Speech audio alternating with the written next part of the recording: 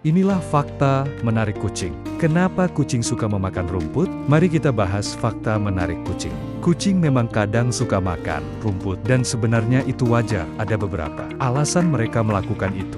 Rumput mengandung serat yang bisa membantu melancarkan pencernaan kucing. Kadang, setelah makan rumput, kucing muntah. Ini cara alami. Tubuhnya membersihkan diri dari bulu yang tertelan, seperti bulu yang sudah menumpuk, atau makanan yang sulit dicerna. Rumput mengandung asam folat vitamin, penting untuk pembentukan sel darah. Saat perut kucing terasa tidak enak, mereka bisa mencari rumput untuk memicu muntah, sehingga perut terasa lebih lega. Jadi, tidak berbahaya kalau kucingmu sesekali makan rumput, asalkan rumputnya bersih, bebas pestisida, dan bukan tanaman beracun.